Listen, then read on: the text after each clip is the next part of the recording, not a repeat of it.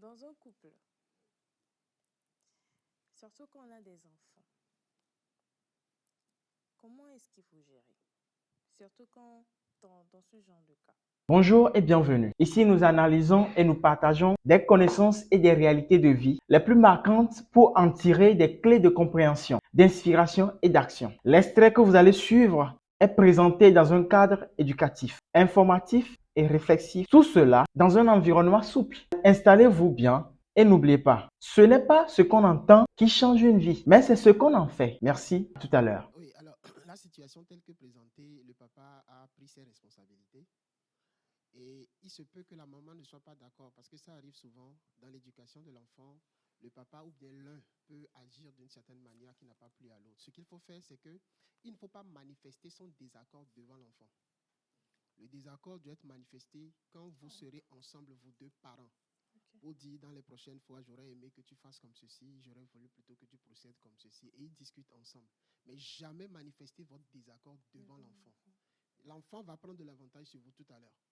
Cette maman, telle qu'elle a posé la question, si elle ne connaît pas ceci, il y a une forte chance qu'elle chercherait à dire à l'enfant, mais tu sais, ton papa n'a pas bien fait, il n'aurait pas dû te taper, moi je t'ai compris, etc. Et c'est ça qui divise, qui n'est pas bien dans un foyer. L'enfant aura tendance à croire que c'est la maman qui l'aime plus que le papa, alors que le papa l'a tapé par amour. Donc, il faudrait, oui, c'est parce qu'il n'aimait pas cette fille, il va s'en foutre. Mais quelle que soit l'heure que l'enfant rentre, ce n'est pas son problème. S'il l'a tapé, c'est le signe de son amour. Donc, il faudrait que les deux puissent discuter. Peut-être la forme, si la maman n'a pas aimé la forme, c'est à discuter entre eux. Mais l'enfant mérite une correction. On peut ne pas corriger avec le bâton, mais il faut une punition, il faut une sanction pour que l'enfant apprenne. Tout à l'heure, j'ai vu dans l'intervention, le frère disait que le papa, on peut ne pas taper. Oui, on peut ne pas taper, mais pourquoi on tape en fait? L'objectif n'est pas de faire souffrir, hein, c'est de marquer la personne pour que, dans son cerveau, il attache la peur par rapport, ou bien la crainte par rapport à ce acte-là. Donc, tout acte similaire, il va se rappeler que c'est interdit. C'est pour ça qu'on utilise. Donc, toute formule qu'on peut utiliser pour marquer l'enfant, pour qu'il sache que cet acte est interdit, sera utilisé. Noah, monsieur Wanda. Tout est dit, hein? Tu n'as pas de questions? Non. Par exemple, vous n'avez pas besoin de les taper. Vous les grondez, ça les marque. Il y a des enfants, vous les grondez sans leur dire rien du tout. Vous devez les taper. C'est pourquoi on n'utilise pas la même forme pour tous les enfants. Il faut connaître chaque enfant. Il y a des enfants, tu n'as pas besoin de le taper. Juste, tu changes de mine, ça le marque, il ne va plus faire ça. Mais il y a un autre enfant que tu changes de mine, que tu cries, ça ne lui dit rien du tout. Tu dois le taper avant que lui, ça ne le marque. Donc, il faut connaître chaque enfant pour savoir quel type de sanction lui infliger. Parce que le but n'est pas de lui faire mal, mais de le marquer dans le cerveau pour qu'il sache que ce acte-là est interdit. Donc, si c'est en communiquant avec lui qu'il va le savoir, juste la communication, ça suffit. C'est en lui parlant que tu sais ça, là, ce n'est pas bien de faire. Depuis l'enfance, tu le sauras. Par exemple, mon petit garçon, quand il fait quelque chose, tu lui dis juste que je suis fâché contre toi, il ne va plus faire. Mais tu n'as pas besoin de le taper parce qu'il ne supporte pas qu'on le gronde. Tu as raison là. Mais il y a d'autres enfants, tu dois le taper, tu le tapes pas, il ne se rendra même pas compte qu'il a fait quelque chose de mauvais. C'est ça. Mais si vous me permettez, en vrai, il y a certains parents, eux, ils ont été éduqués, d'accord, avec le bâton. Alors que leur enfant, en tout cas avec lui, on doit communiquer. Donc ces parents, étant en tout cas connaissant seulement le bâton, donc ils emploient souvent le bâton et ça ne passe pas. L'enfant aura la crainte, mais va répéter les mêmes choses. Oui, vous avez été traumatisé. Le même système pour tout le monde. Malheureusement, à l'école, on nous a fait ça, hein, on nous a utilisé le même système. Sinon, en réalité, on ne fonctionne pas sur les mêmes systèmes. Il y a des enfants, il faut le taper. Il y a des enfants, il faut lui parler, il faut le conscientiser. Il y a des enfants, tu lui dis une fois, il va peut-être reprendre, tu vas lui redire encore, et puis il va changer. C'est-à-dire que vous rappelez, parfois tu es à l'école, on te pose une question, tu n'as pas la réponse, on te tape. C'est-à-dire qu'on te tape, mais c'est là que tu t'embrouilles davantage. Exactement. Émilie, qu'est-ce que tu es venu chercher là-bas? Est-ce que c'est passé même d'aller à l'école? C'est la question que je te pose, hein? Franchement. Alors que l'objectif n'est pas de te taper. On veut que tu arrives à réfléchir pour trouver la réponse. Mais il y a des gens, quand on les tape, là, la réflexion devient automatique. Tu vas voir, il va trouver la bonne réponse. En tout cas, c'est pas moi. Hein.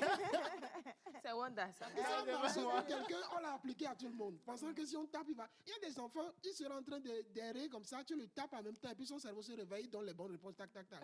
Mais un autre enfant, quand tu vas le taper là, c'est là, il va s'embrouiller, il ne va plus se retrouver. Donc, il faut savoir comment éduquer l'enfant. Et il faut connaître les comportements. Les comportements, savoir comment chaque enfant fonctionne. Oui. Tout à l'heure, quand j'ai parlé de l'enfant qu'on peut taper, c'est lié encore à ce dont on avait parlé, les langages d'amour. Ouais. Mais lié ça carrément au truc là. Comment appelle-t-on Je viens d'utiliser le mot tout à l'heure. Au tempérament. Oui. Ouais, c'est ça. Donc, il y a... Oui, bonjour madame. Je vais lire votre témoignage et j'aimerais que vous prêtez attention à ce qui sera dit. Bonjour Nectar. Bonjour. C'est juste une seule phrase. Je suis fatiguée de préparer pour les amis de mon mari.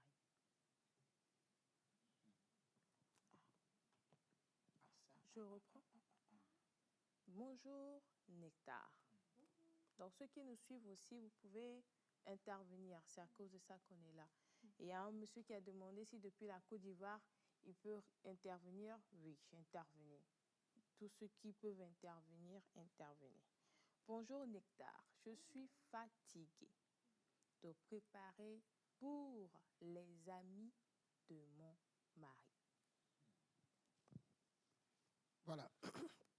Alors, la dernière fois, j'ai parlé d'un sujet ici. On avait dit qu'on devait revenir dessus sur la question de l'histoire de vie des fiancés. Oui. Dans le cheminement, il y a des discussions à faire pour se connaître davantage. Si ce problème se pose aujourd'hui, c'est qu'il ne connaît pas l'importance des amis dans la vie de son conjoint avant qu'il ne se marie. Il doit connaître quelle est l'importance que son mari donne à la notion d'amis. Et quand ils seront mariés, quel sera le traitement réservé aux amis? Tout ça, là, c'est des choses qu'il faut discuter. Quand nous parlons de... vous savez, parfois, on accompagne des gens. Il y a une fille qui dit, ce monsieur veut m'épouser et il est pressé de m'épouser. Donc, je dis, bon, est-ce qu'il te connaît? La fille va te dire non. Parce que la fille, c'est qu'il ne le connaît pas. Mais quand on demande au monsieur, il dit non, mais je te connais. Voilà, on a dit... C'est pas parce que tu vois quelqu'un qui discute avec lui que tu vas penser que tu... Il y a des relations qui ont fait 2 ans, 3 ans, 5 ans, mais en fait, ils ne se connaissent pas parce qu'ils ne savent pas de quoi on parle normalement quand on est en relation. Ils discutent des gens au lieu de parler d'eux. Donc, c'est dans les discussions préliminaires avant le mariage, tu dois savoir la notion d'amis chez lui, la notion religion, tout ça, quelle est la place que ça occupe chez lui, comment il a vécu dans sa famille, quel type d'éducation il a reçu, quelle est la place de la tradition chez lui. Tout ça, là, vous devez le savoir et harmoniser vos points de vue. J'ai dit la fois dernière que le mariage est le lieu par excellence des compromis. Maintenant que le problème se pose, il n'y a pas de mariage dans lequel vous n'aurez pas de divergences. C'est obligatoire. D'ailleurs, si vous n'en avez pas, il y a quelqu'un qui est hypocrite ou vous deux, vous êtes hypocrite. Les divergences construisent la relation parce que chaque zone de divergence, c'est comme quand vous voyez la canne à sucre. Vous voyez comment ça présente des endroits où vous voyez que c'est, comment on va les appeler? Il y a les nœuds. Voilà, les nœuds par endroit là. C'est comme ça une relation. Les moments de crise, ça permet de fabriquer le nœud là. Ça rend plus solide en fait. Les moments de crise, c'est ça, vous aurez ce nœud là. Le couple devient de plus en plus solide. C'est les moments de crise que le couple se solidifie. Donc, si mon mari, je ne le savais pas, et maintenant dans le foyer, voilà, il a tout le temps des amis. Il y a des gens, leur passion, c'est d'inviter des gens pour venir manger chez eux. Si chaque dimanche, il doit inviter des gens pour qu'on les accueille, et c'est moi seul qui dois faire les tâches et tout ça là, il faudrait que je communique avec le mari. Je dois m'asseoir et discuter avec lui.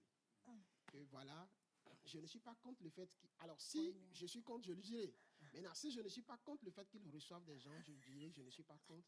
Mais le fait que moi seul, je dois cuisiner pour eux, ensuite faire la vaisselle et tout ça, là, ça me fatigue. Donc, je voudrais qu'on trouve une solution par rapport à cela. Peut-être que ce n'est pas le fait de faire manger aux gens qui la gênent, mais il y a quelque chose qui le ferait souffrir dans ça. Elle doit pouvoir expliquer ça à son mari. Et là, ça touche aussi la question de comment communiquer en couple. On ne dit pas « je suis fatigué de tes amis ». Tu dois dire ce qui te fait mal. Dans la communication en couple ou en relation, on dit comment on se sent on ne porte pas de jugement de valeur sur l'action de l'autre. Je donne un exemple. Tu m'as blessé, ça ne se dit pas. Tu me mets en colère, ça ne se dit pas. Je me suis senti en colère quand tu as fait telle chose. Là, tu exprimes comment tu t'es senti sans dire c'est toi qui m'as mis en colère. On ne dit pas tu m'as blessé. Je me suis senti blessé quand tu as posé tel acte. Donc, toi, tu ne juges pas l'acte. Tu décris l'acte et tu expliques comment tu t'es senti face à cet acte. C'est comme si on te faisait la devinette, quoi. Non, tu expliques, tu exprimes comment tu t'es senti face à l'acte posé. Tu décris l'acte posé et comment tu t'es senti. Donc, l'autre, s'il t'aime, il comprend tes sentiments. Son désir n'est pas de susciter ou de provoquer ce type de sentiment en toi. Il se réajuste. Mais quand tu dis tu m'as blessé, je t'ai blessé en quoi? Là, tu l'affrontes. Mais quand tu dis je me suis senti blessé, là, il ne se sent pas affronté, mais il voit toi plutôt qui sent quelque chose de négatif ou bien une souffrance. Là, il peut dire, ah, quand j'ai fait, ce n'est pas avec intention de te faire souffrir, mais c'est plutôt ceci. Ah, comme en le faisant ainsi, ça te fait souffrir, là, je vais réajuster. Donc, ainsi, par exemple, il va exprimer à son mari, tu vois, quand tu reçois les invités, tout ça, là, c'est bien, ça me fait plaisir. Si réellement ça lui fait plaisir. Ça me fait plaisir qu'on ait des gens, moi aussi, je suis d'accord, mais quand je dois faire la vaisselle seule, après, ça me fatigue énormément et finalement, je suis fatigué le soir, je n'arrive plus à prendre soin de toi comme cela se doit, ainsi de suite. Moi, mes gens ne me mettent pas à l'aise. Le mari comprend. Ils vont voir comment allons-nous faire. Là, ensemble, ils vont décider. Si le mari même va l'aider dans la vaisselle ou bien va engager quelqu'un spécialement chaque dimanche qui doit recevoir des gens pour venir faire la vaisselle avec lui, avec elle, ils vont le faire. C'est ça la communication. Maintenant, si le mari est braqué, là, ça dépendra de la manière dont ils ont construit les bases qu'ils ont posées pour leur couple au départ. Parce qu'il y a de ces couples dans lesquels le mari dit, oh, je crois qu'on en avait parlé, moi je finance, toi tu fais tout ce qui est domestique dans la maison. Donc en ce moment, il dit, c'est toi qui as sorti l'argent, c'est moi qui ai sorti l'argent, j'ai dit, on va préparer les gens. Maintenant, c'est juste préparer. Et le mari aussi peut sortir, dit, mais je ne comprends pas la femme que j'ai épousée. Une femme qui trouve difficile de préparer. Alors que le problème n'est pas forcément qu'elle trouve difficile de préparer. Coucou aux hommes qui préparent. Hein. Vous devez savoir comment ça est quand la cuisine. La cuisine. De toute façon, ça aide. Ouais, Homme qui prépare. Mais, non, mais ça a des complications aussi. Hein, parce que homme qui prépare, il y a forte chance qu'on ne va pas toujours trouver que tu as bien préparé. Parce oui, il y a ça aussi. Il y a ça aussi. Donc, la question que j'aimerais poser, dans le cas qu'on vient de soulever, vous avez dit peut-être qu'il y a des paramètres qui ne sont pas en coalition avec ce que la femme veut ou bien ce que la femme a comme éducation. Et si c'est parce que la femme elle-même n'a pas d'amis et le monsieur a des amis et des fois les amis prennent comment dire, plus de place. C'est ça aussi le problème des femmes. Généralement, les femmes ne posent pas bien leurs problèmes. C'est-à-dire que quelque chose de ce genre. Si tu as un problème que ton mari a trop d'amis, ce n'est pas de dire je suis fatigué de leur préparer. Il faut poser le problème sur le fait que ses amis lui prennent plus de temps que toi. Parce que tu vois, c'est ça les problèmes d'incompréhension entre l'homme et la femme. Il y a des gens qui ne comprennent pas quand tu dis ça. Hein.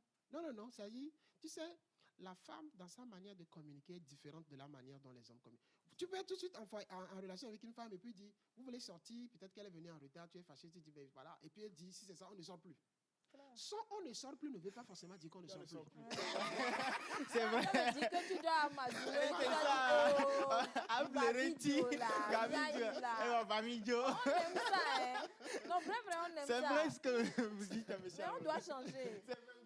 C'est toi qui as énervé, mais tu veux qu'on te demande comment changeons. Ah, vous reconnaissez. Et quand nous sommes rationnels, le masculin est rationnel, il raisonne sur les faits, les mots, tels que tu l'as dit exactement. Donc s'il n'est pas avisé, lui va dire, ok, tu as voulu qu'on arrête, donc on arrête. Et la fille va s'énerver encore. Donc comme j'ai dit ça, c'est fini. Tu as choisi qu'on arrête. Mais il faut nous comprendre aussi. Non, il faut nous connaître. Il faut nous connaître. À quelle école on apprend ça? L'école de la vie, l'école, c'est là où on est. Et là, c'est l'école. Vous comprenez que c'est pas un truc que les hommes...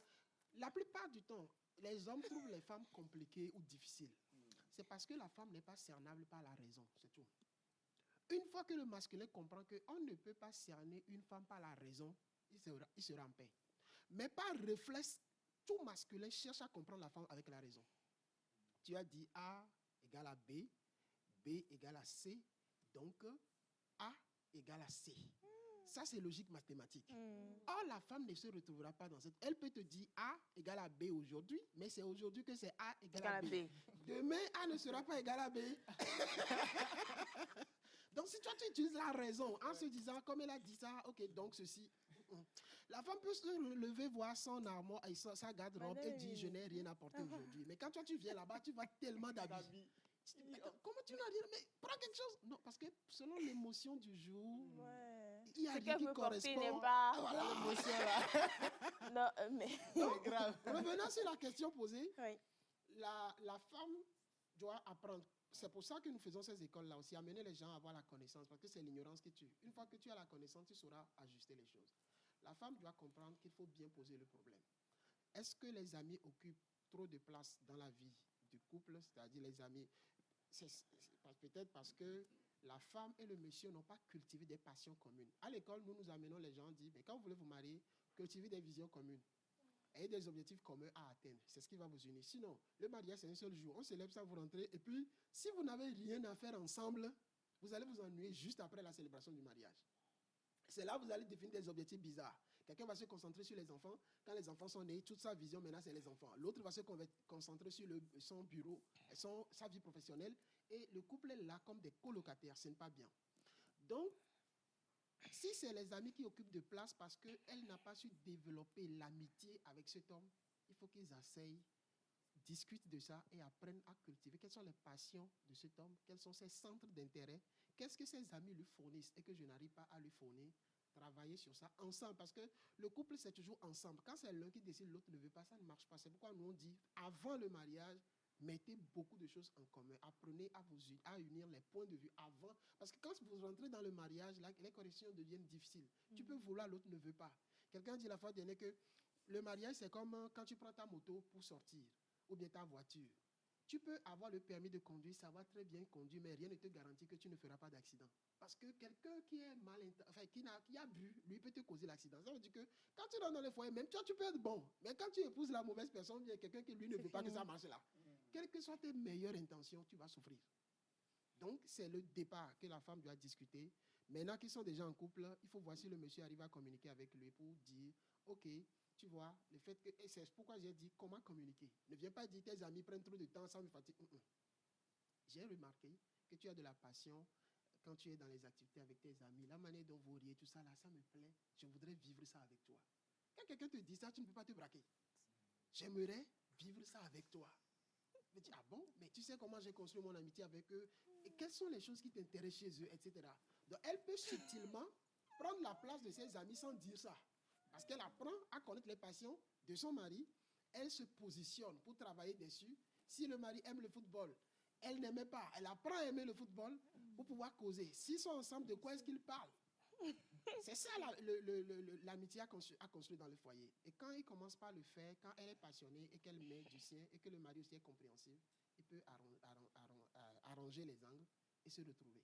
Le compromis est possible. Mais si le mari est braqué, figé, dit, tu sais, mes amis, c'est mes amis, tu les prépares ou bien tu ne peux pas les préparer, tu laisses le plancher, quelqu'un d'autre viendra les préparer. Là, c'est déjà mal parti. Est-ce que les amis de mon partenaire sont mes amis? Non. Non. Ce sont ses amis, pas tes amis. D'accord.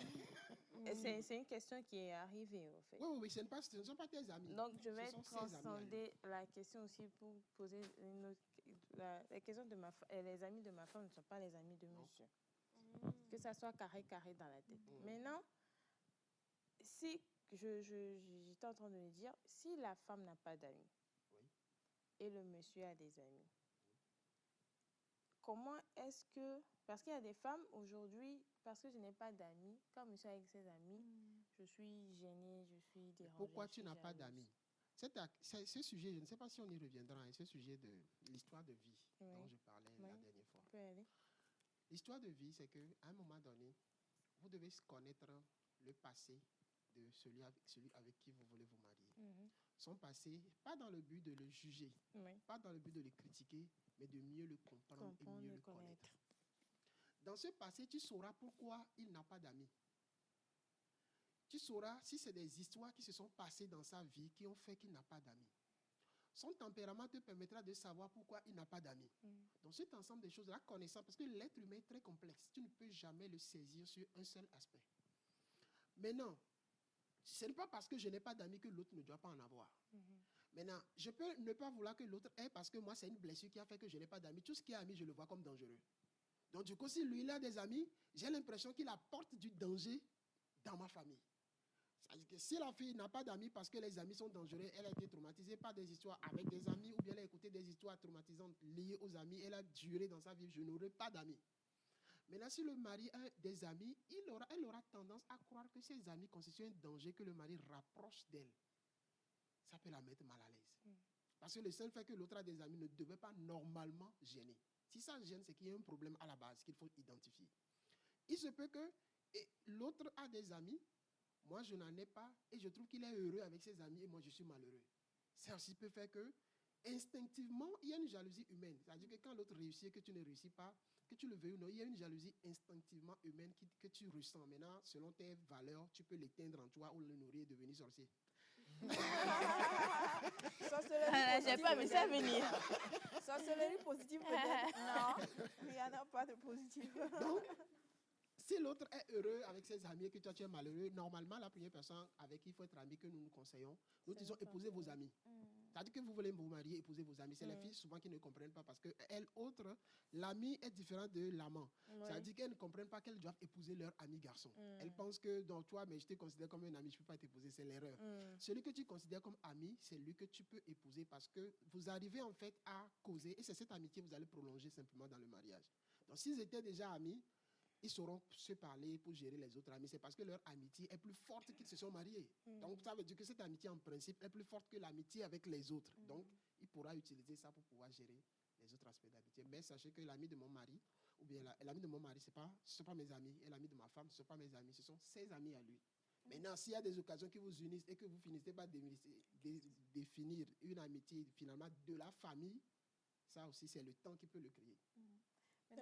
Dans certaines situations, les amis de l'homme, naturellement, commencent pas à apprécier la femme à un niveau donné. Et il y a une certaine amitié qui se crée là-bas. Et ce qui se passe, c'est que des fois, la femme devient plus amie avec les amis de son mari que son mari. Donc, il y a quelque chose au milieu là-bas qui fait que, des fois, il y a certaines femmes qui le font aussi pour éloigner, les amis du mari, en fait. Voilà, pour vraiment mettre cette distance-là et permettre à ce qu'ils ne soient plus tellement à l'aise à venir à tout bout de champ comme ils ont l'habitude de le faire. Est-ce que les amis d'un mari, en fait, qui deviennent les amis de la femme, est-ce qu'il n'y a pas un risque au milieu là-bas? Parce que moi, je me pose des questions, parce que naturellement, des fois, il y a quelque chose qui se crée, quoi. Surtout si la femme est du genre à bien recevoir, toujours avec le sourire, et qu'elle fait toujours de bons petits plats, qu'elle en ajoute toujours, et qu'elle s'assoit même de côté des fois pour participer à la discussion. Il y a quelque chose qui se crée, quoi, coach. Oui. S'il n'y a pas un risque, oui, il y a le risque. Je disais l'autre fois même que le mariage est un risque. Ici, quand les amis, vous savez, le masculin et le féminin, là, vous pouvez tout faire. Il y a toujours l'attraction. L'infidélité, l'inceste, non, l'inceste, au moins, il y a psychologiquement, il y a des barrières psychologiques. L'infidélité, l'adultère, tout ça, là, sont très faciles à commettre. C'est-à-dire que le désir de le commettre est facile à venir. C'est l'ensemble de nos valeurs, de notre éducation et cet ensemble qui nous permet de pouvoir, au niveau mental, nous l'interdire à nous-mêmes. Donc, ça veut dire que l'ami garçon de ton mari peut te désirer. Rien ne lui interdit.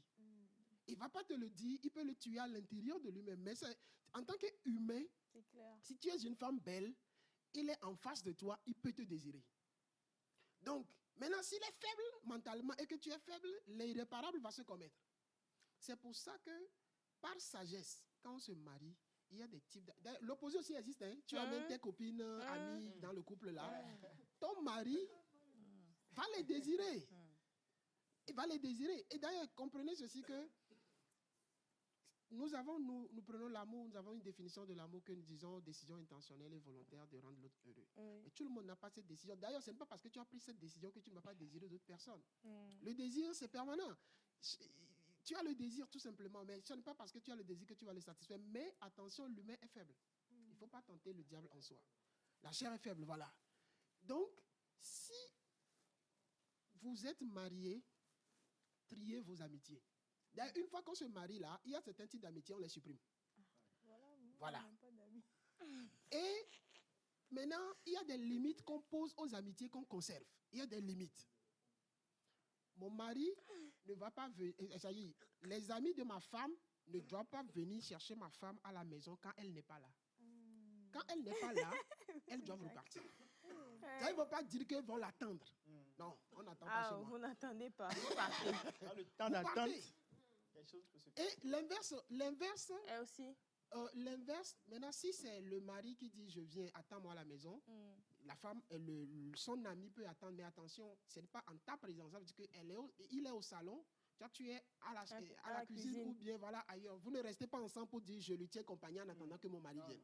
Ça ne se fait pas. Voilà. Donc, c'est des choses qui sont liées à l'éducation, à la sagesse, mais que tout le monde ne connaît pas forcément. Surtout la jeunesse, où ils pensent que tout est voilà, facile comme ça, et on se met ensemble, on dit non, c'est mon ami, etc. Vous allez simplement vous retrouver. Nous sommes en Afrique. Vous pouvez aussi vous retrouver dans des maladies et des morts liées à ces histoires d'amis qui se couchent entre eux là. Ça crée des problèmes. Oui. Donc, l'amitié, les amis de mon épouse ne sont pas mes amis. Maintenant, on peut avoir des amis. C'est pourquoi parfois les couples, c'est les amis de couple qu'on crée. C'est-à-dire des couples amis. Voilà. Parce que vous partagez des valeurs communes. On ne les crée pas aussi comme ça parce que rien n'est sûr. Vous allez vous échanger en couple tout à l'heure. Les gens font ça. Ah, vraiment. Parce qu'il y a des valeurs solides. Voilà. Parce que tu es là, tu commences. Parce que vous savez, quand vous êtes en couple, là, c'est très facile de comparer quand vous voyez d'autres couples. Ce n'est pas bien, mais c'est instinctivement, tu vas comparer. Tu vas quelque part et puis tu vois. Moi, il y a un ami qui était venu chez moi. J'étais en train de faire la table. On devait manger, donc je prépare la table. Il dit, mais c'est pas toi qui dois faire la table, c'est ta femme qui devait le faire. J'ai regardé, j'ai souri dans mon cœur. C'est parce que nous, on enseigne sur ces genres de choses. Oui. Mais ça, là, ça déstabilise. Il y a des fois comme ça, parce que quelqu'un dit ça, le mari va se dire, ah oui, je pense que je donne trop à cette femme-là. Moi, je fais la lessive pour ma femme. Ça ne me gêne pas. C'est moi. Mais tout le monde ne peut pas le faire. C'est ça qui fait que tu rentres dans un foyer, tu ne dois pas comparer la pratique de ce foyer à toi, parce que c'est des compromis qui ont été faits. Moi, je fais la lessive, c'est parce qu'il y a les manières dont nous, on est organisés. Il y a d'autres foyers, tu ne peux pas faire la lessive à cause de la manière dont vous êtes organisés. Donc, tu ne dois pas comparer les choses que vous voyez. Donc, il faut qu'au niveau des amis aussi, ça soit clair pour ne pas créer des problèmes. D'accord. Bonjour Nectar. Bonjour. Ma question est celle-ci.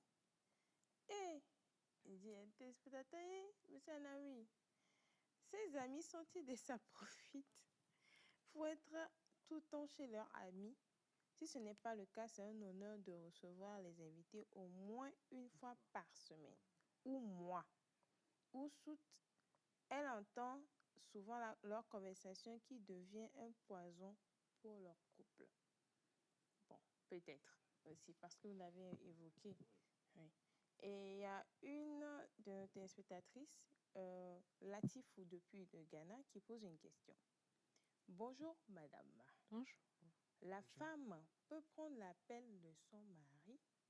Point d'interrogation. Appel téléphonique. Voilà le débat qui est là. Bon, c'est pour faire quoi? Pourquoi elle va prendre l'appel? C'est toute la question qu'elle a envoyée. La femme peut-elle prendre l'appel de son mari? Ou bien peut prendre l'appel de son mari?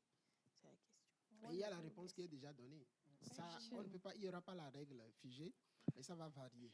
Ça dépend du couple, ça dépend de qui appelle, ça dépend du travail que le monsieur exerce. Donc, il y a tous les paramètres là à voir. Et quel est le but de la femme qui est en train de décrocher aussi? C'est-à-dire que pourquoi elle décroche?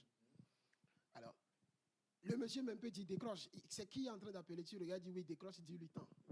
Voilà, ça passe. Mais si tu décroches parce que tu penses que c'est une fille qui est appelée, que c'est une copine et tu veux lui parler, ton intention là, et qu'il y a des preuves pour lesquelles peut-être tu es en train de le faire, ça c'est encore autre chose. La question, est-ce que la femme peut décrocher l'appel? Ça va varier en fonction des paramètres. Il y a des hommes, en fonction de sa vie professionnelle, tu ne peux pas décrocher son appel parce que tu ne sais pas qui appelle et tu peux tout de suite lui créer des problèmes au niveau professionnel. Donc, la règle générale n'existe pas pour dire oui, non, mais ça va dépendre. D'accord. Bonjour Nectar. Bonjour. Je remercie beaucoup votre invité. Moi, Merci. mon fils qui aura bientôt 19 ans n'aime pas que je crie sur lui quand il est en erreur. Mais si je lui parle doucement, il s'excuse le matin très tôt et ne répète plus. Voilà, c'est bien. Donc, ça retourne au langage d'amour. Donc, Voilà. l'enfant vous a un peu instruit comment est-ce qu'il faut lui parler. Je crois qu'il faut faire ça avec cette affaire de langage-là, c'est très sensible. La personne-là cet enfant certainement a le langage d'amour et les paroles valorisantes comme langage. Ça veut dire que s'il fait quelque chose de bien aussi, si à un moment l'apprécie verbalement, il sera très content, il va continuer dans ce sens-là. Donc, il suffit que tu lui dises et c'est fini. Tu n'as pas besoin de taper cet enfant. Parce que lui, quand tu lui parles, ça a de l'effet. Maintenant, quand tu cries, l'effet dépasse en fait les normes pour lui. Tu vas penser que tu es en train de crier, mais les mots vont le marquer. Donc, tu utilises le ton qu'il faut, tu lui parles et il change. C'est suffisant. Tu n'as pas besoin de le taper. Est-ce qu'à force j'arrive à M. Wanda, est-ce qu'à force peut-être si l'enfant a le langage d'amour verbal, et si vous avez tout le temps envie de le frapper, est-ce que ça va changer son langage d'amour? Le langage d'amour ne change pas. Okay. Il ne changera pas parce que tu le tapes. Tu le tapes, ça ne va pas atteindre l'objectif que tu veux. Ça va lui faire mal, mais l'objectif ne sera pas atteint. Donc, l'objectif que tu as n'est pas de le taper. C'est de l'amener à changer un comportement donné. Donc, tu utilises la méthode qui marche. Si le taper ne marche pas, donc, tu vois, tu utilises les paroles et ça marche, c'est fini. Il y a d'autres enfants, tu n'as pas besoin d'utiliser des paroles. Il y a les enfants qui aiment, par exemple, les cadeaux. Quand tu lui dis simplement, je ne te ferai plus de cadeaux, ça veut dire qu'il a fait ça et à cause de ça, on le prive d'un cadeau, c'est fini, il va corriger. Rapidement. Voilà. Alors qu'un autre enfant, le privé de cadeaux ne lui dit rien du tout. Tu as été cadeau, quoi. Monsieur Wanda? Donc, souvent, on parle parent-enfant. Donc, même moi, je veux poser une question enfant-parent.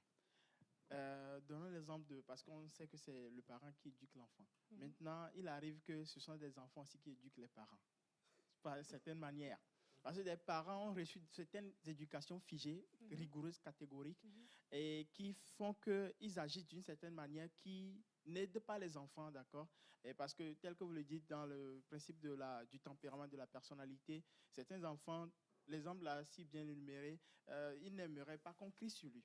Il aime qu'on lui parle doucement et il agit. Mais le parent n'a pas été éduqué dans ce format. Lui, on doit lui taper même avant qu'il ne comprenne ce qu'on lui dit. Maintenant, comment est-ce que l'enfant là peut faire comprendre? Parce qu'il y a certains parents, on lui dit, je n'aimerais pas que tu cries sur moi. Tout ça, c'est comme si tu veux lui apprendre que non, lui ne sait pas éduquer. Donc, c'est toi qui veux m'apprendre à éduquer. Donc, ce parent comme ça, comment est-ce que l'enfant peut faire pour amener ce parent à comprendre, lui, son tempérament ou bien sa personnalité? Ça rejoint ce que nous appelons le respect de la hiérarchie et de l'autorité. Le respect de la hiérarchie et de l'autorité. Nous enseignons aussi aux jeunes que nous préparons pour le mariage, parce que quand nous disons que l'homme est la tête, qu'est-ce que ça signifie? Comment respecter l'autorité dans le foyer? Ici, par exemple, l'enfant et le parent, l'enfant est inférieur. En termes d'autorité, c'est le parent qui exerce l'autorité. Et dans le rapport d'autorité et puis subordonné ou bien celui qui est inférieur là, si tu ne sais pas faire, tu prends tout de suite des malédictions. Le parent peut avoir tort, mais si tu ne sais pas agir à son égard, toi tu prends malédiction. Donc qu'est-ce que nous conseillons dans la lignée là?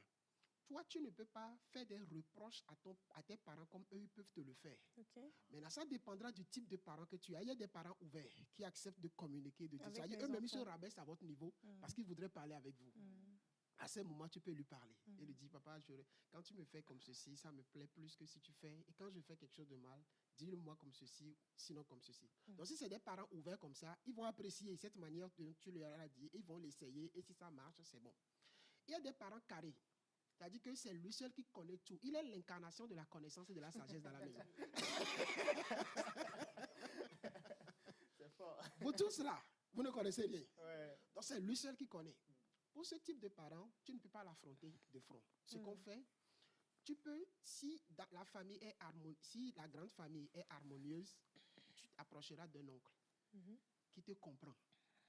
Et là, tu ne vas pas juger le parent. C'est ça aussi, les gens ne savent pas comment on rapporte les faits.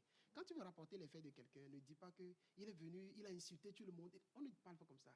Il est venu, il a dit que telle personne n'est pas normale. Ça veut dire que tu répètes, c'est à lui de juger si c'est une insulte ou non. Quand vous venez rapporter les choses et que vous les appréciez, c'est-à-dire vous faites des jugements de valeur, c'est ça qui n'est pas bien, c'est ça qui frustre. Okay. Donc, ici, quand tu vois l'oncle en question, tu rapportes exactement ce que le parent fait, sans dire que le parent insulte les gens. Non, que quand il rentre et que nous sommes en train de dire, par exemple, on était là, il est rentré, on faisait telle chose, et puis il a dit ceci avec tel ton. La personne à qui tu parles est âgée. Il va analyser que si le parent fait comme ça, ce n'est pas bien. Et maintenant, tu exposes ce que tu aurais voulu. Parce que toi, tu ne peux pas le dire. Lui, c'est son frère. Lui, il peut le voir maintenant entre grands et lui parler. Et il saura comment lui parler pour qu'il comprenne. Donc, toi, tu ne peux pas. Si c'est un parent carré, tu passeras par la famille élargie avec des gens qui te comprennent dans la famille. C'est eux maintenant d'aller parler à tes parents. Donc, c'est là que ça peut marcher. Mais si toi, tu vas de toutes les façons, si c'est un parent carré, toi, tu viens parler, même tu augmentes tes punitions. Il y a des parents, d'accord, on passe par la famille pour communiquer, mais les parents, il y a certains parents qui n'aiment pas que les enfants aillent vers leur famille pour exposer les problèmes ou bien qui se posent à la maison. Oui, c'est pourquoi j'ai dit, là, il faut de la sagesse. Qu'est-ce que tu iras dire? Tu ne vas pas aller rapporter des choses intimes à votre famille. Tu vas partir sur des faits, des faits qui sont... Ce n'est pas les choses liées à ton père et à ta maman que tu vas parler. C'est les choses liées à ton père et toi. Donc, je ne pense pas qu'il y aurait des choses si intimes que ça. Si c'est si intime que ça veut dire que c'est dangereux. Dans ton rapport avec ton père, je ne vois pas la chose qui est tellement intime qu'on ne peut pas parler à un oncle. Parce que l'oncle aussi a des enfants. Je ne sais pas si vous voyez. Donc ça, c'est des choses liées à l'éducation. De manière, si le papa a l'habitude de crier sur vous, etc., je ne pense pas que ça soit intime d'en parler à quelqu'un que le papa a l'habitude de crier. D'ailleurs, l'oncle là connaît son frère depuis l'enfance et il comprend des choses que toi, tu ne connais pas. Pour savoir pourquoi ton père fonctionne comme ça. Donc lui, connaissant mieux le père, peut-être même il va t'expliquer certaines choses qui vont t'amener à mieux comprendre les réactions de ton papa. Ouais. Que dans l'enfance, ton papa avait eu ceci, que ton papa même n'a pas eu le courage de te dire. Et quand il va te l'expliquer, selon l'âge que tu as, ça te permet de comprendre, si papa agit comme ceci, c'est parce qu'il y a eu. Et là, tu le comprends mieux. Et là, la relation dans la famille est meilleure. On a 3 minutes. Il y a beaucoup d'interventions, il y a beaucoup de questions. Et je vais poser une seule. On va être très bref dans la réponse. Il faudra que je fasse un choix. Bonjour, monsieur. Bonjour. Est-ce que vous savez qu'il y a certaines femmes qui n'aiment pas la famille de leur mari? Oui, ça abonde. Il y a des femmes qui n'aiment pas la famille de leur mari et vice-versa. Il y a des hommes qui n'aiment pas la famille de leur épouse. Et ce qui n'est pas bien. En fait, c'est vrai que quand tu épouses, chez nous en Afrique, on dit quand tu épouses quelqu'un, tu épouses sa famille. Maintenant, il y a des gens qui ont la culture occidentale, qui veulent couper les choses. Vous pouvez couper au début, mais ça finira par vous rattraper. C'est vrai. Surtout en Afrique. Peut-être si vous êtes sous d'autres cieux où vraiment tout est organisé, c'est-à-dire même un décès, vous allez à la mairie, prendre des papiers et puis vous réglez vos choses là. Mais si vous êtes chez nous en Afrique où la famille s'imbrique toujours, le lien avec les autres demeure, quand tu épouses quelqu'un dans une famille, il faut savoir que tu as forcément des liens avec la famille de cette personne. Ça ne veut pas dire qu'ils vont rentrer chez vous, décider, prendre les initiatives, mais ils ont leur place que vous allez maintenant ensemble décider. Et nous, je vais m'arrêter sur ça. Nous, on conseille ceci. Quand vous êtes en couple et vous êtes mariés, s'il faut faire des cadeaux aux parents de la fille, c'est le garçon qui l'amène. S'il faut faire des cadeaux aux parents du garçon, c'est la fille qui l'amène. Même si c'est le garçon qui a donné l'argent, c'est la fille qui va amener ça aux parents du garçon. D'accord. Question, réponse oui ou non. Est-ce que c'est possible de donner son compte bancaire à sa femme? Oui ou non? Ça dépendra. Ça dépend. Oui. Ça dépend. Oui, c'est possible. Oui. Non, ça dépend. Oui. Si c'est possible, oui, mais ça dépendra. S'il pose la question, c'est parce qu'il veut faire, non? Oui. Il n'a qu'à essayer pour un mois. Bien, monsieur. Un mois. Il n'a qu'à essayer pour un mois. Si ça marche. Connaissant ta femme, Non, si il y tu a dois des le faire femmes, ou pas, il y a tu des sais. femmes très économes. Hein. Il y a Ouais, des hommes oui. très dépensiers qui ont épousé des femmes très économes. Économe. Et c'est plutôt sûr pour la famille de laisser la carte bancaire chez la femme. La femme. Ouais. Yeah. Et vice-versa. Sauf que par nature, la Oui. femme est dépensière. Maintenant, c'est de Non, savoir on a avec... changé. Ah bon. Ah non. On a changé et c'est sur ce ton qu'on va choir aujourd'hui cette émission.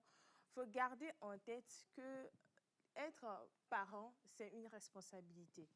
Être marié ou bien en couple aussi, c'est une responsabilité. Donc aujourd'hui, on a parlé beaucoup et ceux qui ont envoyé des réponses concernant la question de Maman Noël, nous avons les réponses et demain, nous allons vous donner le nom, le ou la gagnante. Ouais. Je vous dis merci beaucoup les amis. Nous étions chapeautés par M. Jacques Eclou, accompagné de toute l'équipe. Derrière, M. Jean Gao ici était là. Nous avons Dr Kouloum et Bachana que vous avez vu évidemment. Merci beaucoup de nous avoir suivis. Restez câblés sur la TVT pour suivre toutes les autres émissions de la journée. Bisous et à demain. Merci d'avoir suivi ce contenu avec nous. Si vous avez été interpellé, n'hésitez pas à partager vos réflexions avec nous en commentaire. Abonnez-vous pour ne rien rater à des prochaines analyses et discussions. Gardez à l'esprit, chaque parole peut devenir une source de transformation si elle est bien comprise et bien appliquée. À très bientôt.